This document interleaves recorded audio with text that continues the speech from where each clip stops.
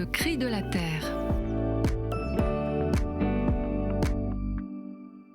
Imaginez une réserve naturelle où la chasse est interdite, où chaque parcelle bénéficie d'un mode de gestion adapté pour la faune et la flore, à laquelle seraient cependant accolées plus d'une douzaine de ces mares consacrées à la chasse au gibier d'eau qu'on appelle tonne, gabion ou autre appellation locale.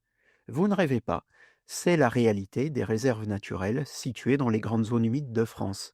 Si vous êtes un oiseau migrateur, il ne vous reste qu'à compter sur la chance pour vous poser au bon endroit ou lorsque vous voudrez circuler entre vos lieux de nourrissage et de repos, et ce d'autant plus que les intrusions dans les réserves sont monnaie courante, comme je l'ai constaté personnellement il y a quelques jours.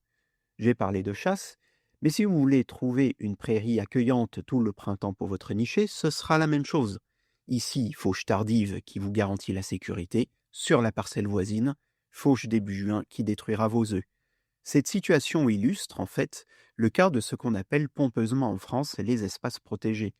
Derrière d'impressionnants pourcentages, la réalité révèle que les lieux où la vie sauvage bénéficie d'une vraie protection sont non seulement exigus, mais la plupart du temps éparpillés en un chapelet de quelques parcelles ici, une grande bande là, n'offrant bien souvent que quelques centaines d'hectares ou mieux d'un seul tenant, tandis que tout autour, et jusqu'à l'extrême bord, presque tous les coups sont permis. Il n'existe aucune forme de zone tampon, bien au contraire. Il est permis de chasser ou de labourer jusque sur la ligne au sens propre. Quant à nos fameux pourcentages, on dit sur le ministère un colossal 33% d'espaces protégés. Le diable est bien sûr dans les détails. Les parcs naturels régionaux, par exemple, qui forment le gros des surfaces, ne sont qu'un outil de développement économique dont le but environnemental dépend des élus locaux. L'outre-mer, avec les forêts de Guyane et les surfaces maritimes, servent aussi à gonfler les chiffres. En métropole, on est plutôt à 10% à peine de protection raisonnablement forte.